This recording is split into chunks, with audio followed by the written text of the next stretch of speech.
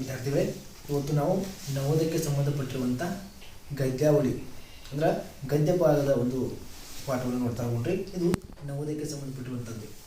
ಇಲ್ಲಿ ನವೋದಯದೊಳಗೆ 4 ಗದ್ಯ ಭಾಗ ಕೊಟ್ಟಿರ್ತಾನೆ. ಅಲ್ಲಿ ಒಂದು ಗದ್ಯ ಭಾಗಕ್ಕೆ 5 ಪ್ರಶ್ನೆ, ಒಟ್ಟು 4 ಗದ್ಯ ಭಾಗಕ್ಕೆ ಟೋಟಲ 20 ಪ್ರಶ್ನೆಗಳನ್ನು ಕೇಳ್ತಾನೆ.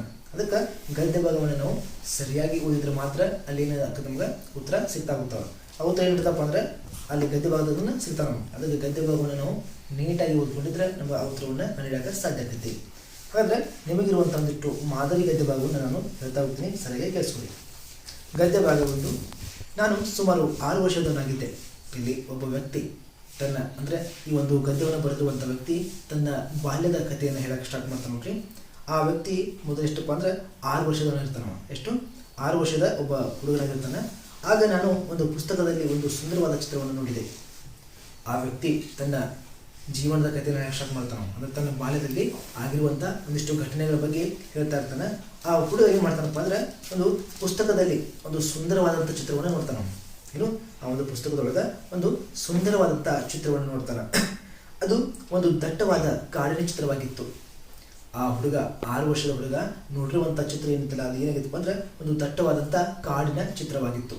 ದಟ್ಟ ಅಂದ್ರೆ ಒಂದರ ಪಕ್ಕ ಅಂತ ಇರುವ ಒಂದು ಮರಗಳ ಸಾಲು ಅಂತ. ಆ ಮರಗಳ ಸಾಲಿಗೆ ಇರುವಂಥ ಒಂದು ಕಾಡಿನ ಏನಂತೀವಿ, ದಟ್ಟವಾದಂಥ ಕಾಡು ಅಂತೇಳಿ ಕರಿತೀವಿ. ನಾನು ಕಾಡಿನ ಬಗ್ಗೆ ಯೋಚಿಸಿದೆ ಹಾಗೂ ಒಂದು ಪ್ರಾಣಿ ಚಿತ್ರವನ್ನು ಬರೆದೆ. ನೋಡಿ, ಆ ಹುಡುಗ ತಕ್ಷಣ ಏನು ಮಾಡ್ತಾನೆ ಅಂದ್ರೆ ಕಾಡು ಹಿಂಗಿರ್ತೈತಲ್ಲ ಹಂಗಿರ್ತದೆ ಅಂತೇಳಿ ಏನು ಮಾಡ್ತಾನವ ಯೋಚನೆ ಮಾಡ್ತಾನೆ. ಹಂಗೆ ಕಾಡಿನ ಬಗ್ಗೆ ಒಂದಿಷ್ಟು ಏನು ಮಾಡ್ತಾನೋ ಕಲ್ಪನೆ ಮಾಡ್ಕೊಂಡು ಒಂದು ಪ್ರಾಣಿ ಚಿತ್ರವನ್ನು ಬರೀತಾನೆ. ಅವೇನು ಮಾಡ್ತಾನೋ ಪ್ರಾಣಿ ಚಿತ್ರವನ್ನು ತೆಗಿತಾನೆ. ಮನುಷ್ಯನೊಳಗೆ ಕಲ್ಪನೆ ಮಾಡ್ಕೊತಾನ, ಕಾಡ ಹಿಂಗಿರ್ಬೋದು ಅಥವಾ ಹಂಗಿರ್ಬೋದು ಅಂತೇಳಿ ಕಾಡಿನ ಬಗ್ಗೆ ಕಲ್ಪನೆ ಮಾಡ್ಕೊಂಡು ಅವ ಒಂದು ಪ್ರಾಣಿ ಚಿತ್ರವನ್ನು ಬರೀತಾನೆ.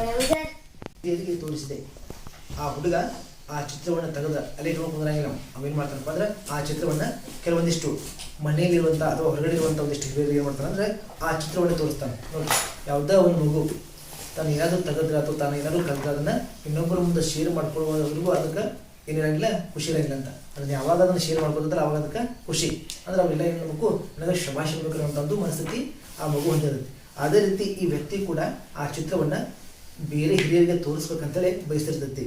ಬಯಸುವಂಥ ಹುಡುಗ ಏನು ಮಾಡ್ತಾರೆ ಅಂದ್ರೆ ಆ ಒಂದು ಚಿತ್ರವನ್ನು ಅವರೆಲ್ಲರೂ ಕೂಡ ಏನು ಮಾಡ್ತೈತಿ, ಯಾರಿಗೆ ಹಿರಿಯರಿಗೆ ತೋರಿಸ್ತೈತಿ. ಮತ್ತು ಅವರಲ್ಲಿ ನೀವು ಇದಕ್ಕೆ ಹೆದರುತ್ತೀರೇನು ಅಂತ ಪ್ರಶ್ನೆ ಮಾಡ್ತಾನೆ.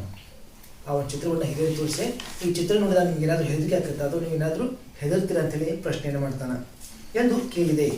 ನೀವೇನಾದರೂ ಹೆದರ್ತೀರಾ ಅಂತೇಳಿ ಅವರು ಏನು ಮಾಡ್ತಾನೆ ಪ್ರಶ್ನೆ ಕೇಳ್ತಾನೆ. ಆದರೆ ಅವರು ನನ್ನಲ್ಲಿ ಹೆದರಿಕೆ, ಒಂದು ಟೋಪಿಯ ಬಗ್ಗೆ ಯಾಕೆ ಹೆದರಬೇಕು? ನೋಡ್ರಿ, ಆ ವ್ಯಕ್ತಿಗಳು ನಗ್ತಾರೆ. ಅವರು ನಾವ್ಯಾಕೆ ಹೆದರಬೇಕು? ಒಂದು ಟೋಪಿಯನ್ನು ನೋಡಿದ್ರೆ ಒಂದು ಕ್ಯಾಪನ್ನು ನೋಡಿದ್ರೆ ನಾವು ಹೆದರ್ಬೇಕಂತ ಪ್ರಶ್ನೆ ಮಾಡ್ತಾರೆ. ಅವರು ನಾವು ಹೆದರಂಗಿಲ್ಲ ಅಂತೇಳಿ ಹೇಳ್ತಾರೆ ಎಂದು ಹೇಳಿದರು. ನನ್ನದು ಟೋಪಿ ಚಿತ್ರವಾಗಿರಲಿಲ್ಲ. ನನ್ನ ಪ್ರಕಾರ ಅದು ಒಂದು ಆನೆಯಾಗಿತ್ತು. ನೋಡ್ರಿ, ಆ ಹುಡುಗನ ಪ್ರಕಾರ ಒಂದು ಪ್ರಾಣಿ ಚಿತ್ರ. ಅವ್ರೇನು ಅನ್ಕೊಂಡ್ರು ಇದು ಟೋಪಿ ಐತಿ ಅಂತ ಹೇಳ್ತಾರೆ ಅವರು. ಆದ್ರೆ ಆ ಹುಡುಗ ಏನು ಅನ್ಕೋತಾನೆ ಅದು ಟೋಪಿ ಆಗಿರಲಿಲ್ಲ, ಅದರ ಬದಲಾಗಿ ಅದು ಏನಾಗಿತ್ತು ಅಂದ್ರೆ ಒಂದು ಆನೆಯ ಚಿತ್ರವಾಗಿತ್ತು ಅಂತ ಹೇಳ್ತಾನೆ. ಅದರ ಚಿತ್ರವು ಆನೆಯ ಚಿತ್ರ. ಆದರೆ ಆ ಹಿರಿಯರಿಗೆ ಅದನ್ನು ಅರ್ಥ ಮಾಡಿಕೊಳ್ಳಲು ಸಾಧ್ಯವಾಗಲಿಲ್ಲ. ಆ ಹುಡುಗನ ಒಂದು ಕಲ್ಪನೆಯಂತೆ ಚಿತ್ರ ಬಿಡಿಸಿತ್ತಲ್ಲ, ಆ ಕಲ್ಪನೆಯ ಚಿತ್ರವನ್ನು ಆ ಹಿರಿಯರಲ್ಲಿ ಏನು ಮಾಡಲಿಲ್ಲ, ಸರಿಯಾಗಿ ಅರ್ಥ ಮಾಡಿಕೊಳ್ಳಲಿಲ್ಲ. ಆ ಹಿರಿಯರಲ್ಲಿ ಒಬ್ಬರು ಚಿತ್ರ ಬರೆಯುವುದನ್ನು ನಿಲ್ಲಿಸು, ಅದರ ಬದಲು ನೀನು ಭೂಗೋಳದ ಬಗ್ಗೆ ಅಥವಾ ವ್ಯಾಕರಣದ ಬಗ್ಗೆ ಆಸಕ್ತಿ ವಹಿಸುವಂತೆ ನನಗೆ ಉಪದೇಶ ಮಾಡಿದರು. ನೋಡಿ, ಆ ಚಿತ್ರವನ್ನು ತೋರಿಸುವಂಥ ಸಂದರ್ಭದಲ್ಲಿ ಒಬ್ಬ ಹಿರಿಯ ವ್ಯಕ್ತಿ ಬಂದೇನು ಮಾಡ್ತಾನಂದ್ರೆ ನೀನು ಚಿತ್ರ ತೆಗೆಯೋದನ್ನು ನಿಲ್ಲಿಸು, ಯಾಕಂದ್ರೆ ನಿನಗೆ ಚಿತ್ರ ತೆಗೆಯಲಿಕ್ಕೆ ಬರೋಂಗಿಲ್ಲ. ಆ ಚಿತ್ರ ತೆಗೆಯುವ ಒಂದು ಹವ್ಯಾಸನ ಬಿಟ್ಟು ನೀನು ಏನು ಮಾಡಂದ್ರೆ ಭೂಗೋಳದ ಬಗ್ಗೆ, ಭೂಗೋಳ ಅಂದರೆ ಭೂಮಿಯ ಬಗ್ಗೆ ಮತ್ತು ವ್ಯಾಕರಣ, ಅದು ಕನ್ನಡ ವ್ಯಾಕರಣ ಆಗಿರ್ಬೋದು ಅಥವಾ ಇಂಗ್ಲೀಷ್ ವ್ಯಾಕರಣ ಆಗಿರ್ಬೋದು, ಅದ್ರ ಬಗ್ಗೆ ಆಸಕ್ತಿಯನ್ನು ವಹಿಸು. ಅದೇನಾಗತ್ತಪ್ಪ ಅಂದ್ರೆ ನೀನು ನಾಳೆ ಜೀವನದಾಗ ಯೂಸ್ ಆಗುತ್ತೆ. ಈ ಚಿತ್ರ ಏನು ಯೂಸ್ ಆಗಂಗಿಲ್ಲ, ಅದಕ್ಕೆ ನೀನು ಅದನ್ನು ಬಿಟ್ಟು ಈ ಭೂಗೋಳದ ಬಗ್ಗೆ ಮತ್ತು ವ್ಯಾಕರಣದ ಬಗ್ಗೆ ಆಸಕ್ತಿಯನ್ನು ವಹಿಸು ಅಂತೇಳಿ ಅವ್ರಿಗೆ ಏನು ಮಾಡ್ತಾನ ವ್ಯಕ್ತಿ ಉಪದೇಶ ಮಾಡ್ತಾನೆ. ಯಾರಿಗೆ? ಆ 6 ವರ್ಷದಲ್ಲಿರುವಂಥ ಒಬ್ಬ ಹುಡುಗನಿಗೆ. ಅದರಿಂದಾಗಿ ನಾನು ಚಿತ್ರ ಬರೆಯುವುದನ್ನು ಬಿಟ್ಟು ಬಿಟ್ಟೆ. ನೋಡಿ, ಯಾವಾಗ ಆ ಹಿರಿಯ ವ್ಯಕ್ತಿ ಆ ಮಗುವಿನ ಉಪದೇಶ ಮಾಡ್ತಾನಲ್ಲ, ಅವಾಗಿಂದ ಆ ಮಗು ಏನು ಮಾಡುತ್ತಪ್ಪ ಅಂದ್ರೆ ಚಿತ್ರ ಬರೆಯುವುದನ್ನು ಸ್ಟಾಪ್ ಮಾಡಿಬಿಡ್ತಾನೆ, ನಿಲ್ಲಿಸ್ಬಿಡ್ತಾನೆ.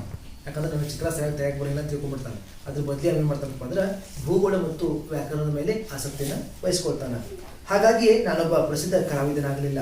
ನೋಡಿ, ಅವತ್ತೇನಾದರೂ ನಾನು ಒಳ್ಳೆಯ ರೀತಿಯೊಳಗೆ ಚಿತ್ರವನ್ನು ತೆಗೆದಾಗಿದ್ರೆ ಇವತ್ತು ನಾನೊಬ್ಬ ಕಲಾವಿದನಾಗ್ತಾ ಇದ್ದೆ. ಎಂಥ ಕಲಾವಿದ? ಚಿತ್ರವನ್ನು ಬಿಡಿಸುವಂಥ ಕಲಾವಿದ. ಯಾವಾಗ ಒಬ್ಬ ಹಿರಿಯ ವ್ಯಕ್ತಿ ನನಗೆ ಹೇಳ್ತಾನಲ್ಲ, ಅವಾಗಿಂದ ನಾನು ಏನು ಮಾಡಿದೆ, ಆ ಚಿತ್ರವನ್ನು ತೆಗೆದು ಬಿಟ್ಟಾಗಿದ್ದ ಆವಾಗ ನಾನು ಒಬ್ಬ ಒಳ್ಳೆಯ ಕಲಾವಿದನಾಗಲಿಲ್ಲ ಅಂತ ಹೇಳ್ತಾನೆ. ಅಂದ್ರೆ ಒಬ್ಬ ವ್ಯಕ್ತಿ ತನ್ನ ಬಾಲ್ಯದ ಕಥೆಯಲ್ಲಿ ಹೇಳ್ತಾನೆ. ಈ ಒಂದು ಪ್ಯಾರಾಗ್ರಾಫ್ ಮೇಲೆ ತರ ಏನು ಮಾಡ್ಯಾರ ಒಂದಿಷ್ಟು ಕ್ವಶನ್ಗಳು ಕೇಳ್ಯಾರ. ಆ ಕ್ವಶನ್ಗೆ ಉತ್ತರ ಹೇಳ್ಬೇಕು ನೋಡ್ರಿ. ಫಸ್ಟ್ ಒನ್ನ ಹುಡುಗನು ಬರೆದ ಚಿತ್ರ ಇದು ಒಂದು. ಹುಡುಗನು ಬರೆದ ಚಿತ್ರ ಒಂದು. ಆಪ್ಷನ್ ನಂಬರ್ ಎ ಕಾಡಿನ ಚಿತ್ರ, ಬಿ ಪ್ರಾಣಿ ಚಿತ್ರ, ಸಿ ಹುಡುಗಿಯ ಚಿತ್ರ, ಡಿ ಟೋಪಿಯ ಚಿತ್ರ. ಎಸ್, ಪ್ರಾಣಿ ಚಿತ್ರವಾಗಿತ್ತು.